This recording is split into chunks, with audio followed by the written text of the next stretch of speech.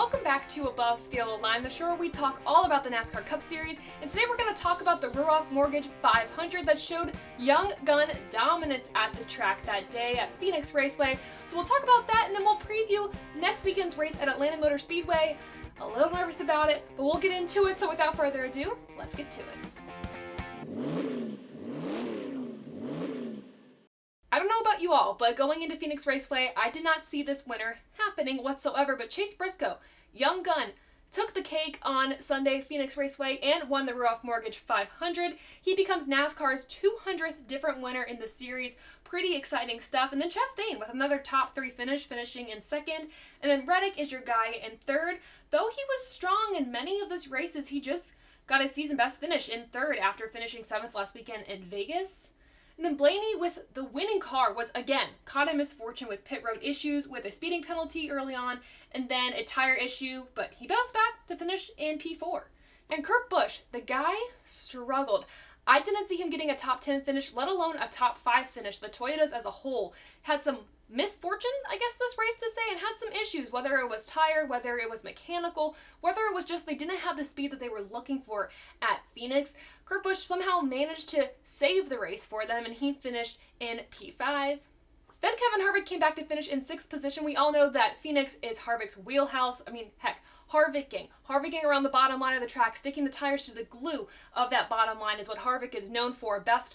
And he actually showed up. I mentioned in my last podcast that last year we were concerned because as soon as Harvick did poorly at the first Phoenix race last year, we were all pretty concerned for not just him, but SHR as a whole, and obviously SHR delivered today.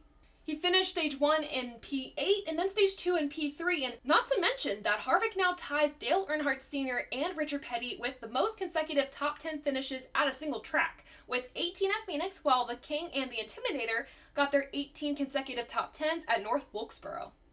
To round out your top 10 is Kyle Busch, Joey Logano, Daniel Suarez, another young gun in the top 10, and also Chris Buescher rounding up the top 10. He posted after the race that he was sitting around P13, and then there was I think a spin with Austin Dillon that happened that got him into the top 10. Nevertheless, a great finish for him for Roush Fenway Keselowski Racing.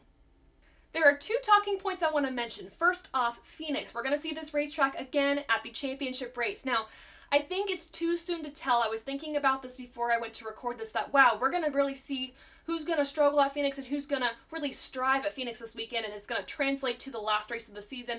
And that's not true. I had to stop myself before I thought it, just because, I mean, we're going to see these drivers figure out the next-gen car, right? So we have to wait, and this is race 4 out of 36 in the season, so it's too soon to tell who's going to really do well when we get to the last race of the year. However, if Chase Briscoe is able to make it to the championship 4, which I don't see happening, but, you know, stranger things have happened, he seems to have a leg up over the rest. Now, if Kevin Harvick is able to somehow make it back and then go to the championship 4, like, you know, redeem himself a little bit from last season, and I think he could do well. We saw him strive. We saw him kind of back in his old Harvick habits at Phoenix, so I think that's a positive thing to look at there. Now, the drivers I am concerned about, and that I will mention later in the podcast, is Joe Gibbs Racing. The Toyotas have won 0 races so far this season, and that's pretty concerning, just knowing the Toyotas have been pretty dominant the last few years, and now we're seeing a little bit of a drought. Like I said again, this is 4 races into the season. We had Daytona, we had Speed Week, and we had the LA Coliseum. Fine, and I know Kyle Busch probably would have won the LA Coliseum race if it weren't for, like, issues, but still, I'm a little concerned. I expected them to do a lot better at Phoenix, and especially Martin Truex Jr. He was taken out, I believe, due to a mechanical issue, or no, he wrecked out. So I was expecting him to do much better. I'm very glad I didn't choose him to win the race because I would have finished last in above the yellow line points, and we'll look at that in a second, but I think a big focus needs to be let's not pre-plan what's going to happen at Phoenix just yet. Let's hold off, but let's kind of have a little bit of a concern for Joe Gibbs Racing. So I mentioned the above the yellow line point standings. We haven't looked at them in a while, so let's take a look at them now. I am leading with 14 points after I chose Ryan Blaney to win this race. Clearly, he did not win the race, as we mentioned, but he finished the best of the rest. Brandon Lowe is at 12 points in second place after he chose Kyle Larson to win the race. Obviously, Kyle Larson did not finish the race after he had a mechanical issue with the car. Then in third place, just by a 1 point difference from Dom, is Adam. He chose William Byron to win the race. He had a strong car early on, just wasn't able to hold on to it after a late race caution with, I believe, about 10 to go.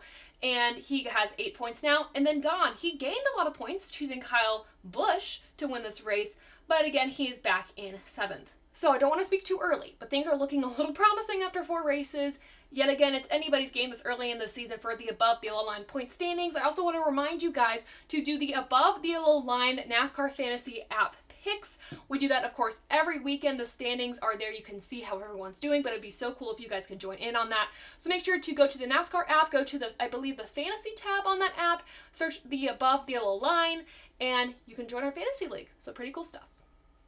I mentioned there is a second part to our Phoenix discussion, and that is the youth movement in NASCAR. We saw drivers like Chase Elliott, Ryan Blaney, Tyler Reddick, Daniel Suarez, Eric Jones.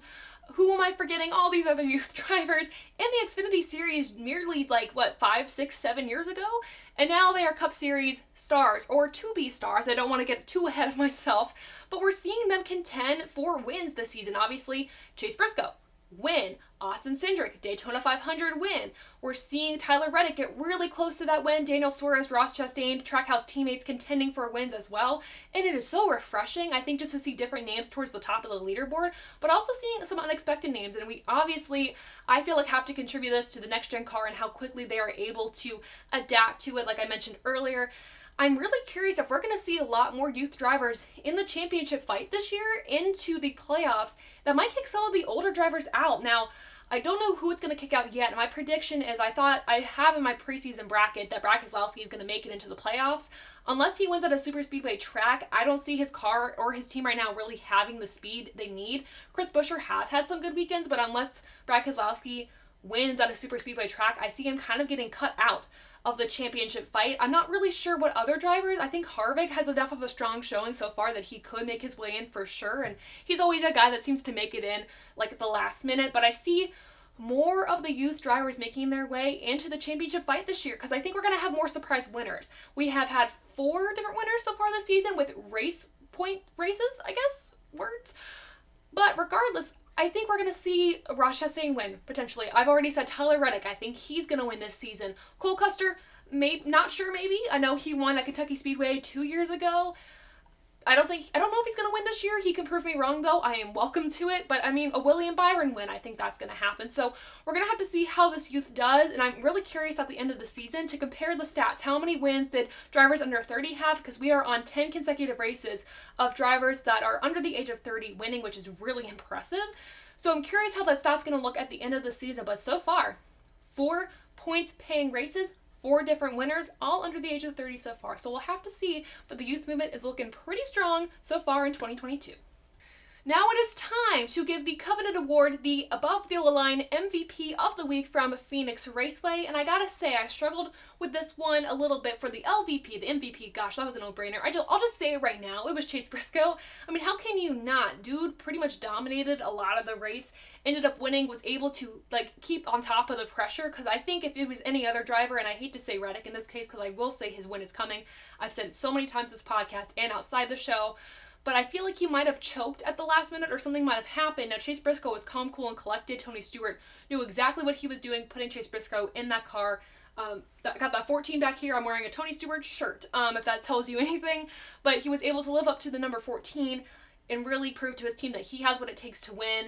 And I think with as dominant as a car as he's had so far this season, or at least a consistent car, they all need to work on consistency, but maybe another race win? That's a little bit of a stretch, perhaps. I'm not really sure, but regardless, some really good stuff from Chase Briscoe there, and I'm excited to see what he does the rest of the season.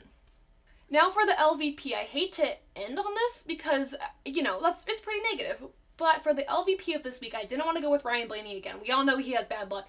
That's it, but I'm going to go with a little bit of a controversial one maybe. I'm going to choose Chase Elliott as this week's LVP, and hear me out. He was doing okay during the race. He was kind of not, he had the lead at one point, which is fantastic, but then pit crew didn't execute correctly. He spun out, and I just feel like he's racing so far this season, though he might have led some laps, has been a little sloppy from what I expect from Chase Elliott and the Hendrick Motorsports camp as a whole. Heck, Alex Bowman's won a race. Kyle Larson's won a race. I want to see more from Chase Elliott, who was dominating the team just a few years ago, so hoping to see more for him as the season goes on. And I know we have road courses coming up, and I think that'll be good, but I want to see him come back at these oval tracks, and I hope we do. To close out the Ruoff Mortgage 500 recap, let's look at rating this race above or below the yellow line. You all know how it works. 50% on the line means it was okay, kind of forgettable race. Below is not what we want. We want to be above that line. I will tell you, I like this race better than Vegas, which I think is a controversial take because I don't feel like a lot of people felt that way. But let's look at what you thought. So on a Twitter poll, I had you fill out. Only 13% of you said this race was great, which is very counterintuitive to what you said with Vegas. 53% of you said it was good, 22% said okay, and excuse my typo, you guys, 12% of you said men, not meh, men. But, I think you all knew what I meant, so I apologize. Typos are difficult, you guys. Grammar is hard, but that is okay. We're working through it. Regardless to say, I kind of agree with you on the good side of this. Like I said, this wasn't great, and I rated Vegas pretty poorly. I rated it, I believe, like a 50% because I just wasn't sure how I thought. This week's race, I gotta give this one a 67%, and I think a lot of that had to do with how the end of this race happened. We had 3 drivers in the Cup Series without Cup Series win, fighting for their first win in the series. So I thought that was pretty entertaining, and they all showed promise. It wasn't like one guy was gonna get away, and Chase Briscoe clearly had the stronger car, but Chastain and Reddick were able to kind of keep up with him, which was pretty exciting. So because of that, that raised my score a little bit, but I got to give this one a 67% for the Ruoff Mortgage 500. Alright, so we've recapped the Ruoff Mortgage 500. Now it's time to preview next weekend's race, the one I'm a little nervous about.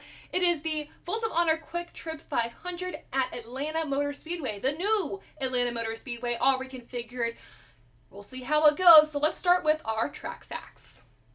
The new track length for Atlanta Motor Speedway is 1.5 miles long. The race length is 325 laps or 500 miles. Stage 1 is 105 laps, same with Stage 2, and the final stage is 115 laps. Pretty different than what we're used to, so let's go to lining up the odds for this race, seeing how these drivers might do this weekend. Again, it's a different configuration, so we're not really sure what's going to happen. Regardless, let's look at the numbers. The last driver to win at this track in the spring was Ryan Blaney, and in the fall was Kurt Busch. The active driver with the most track wins here is Kurt Busch with 4.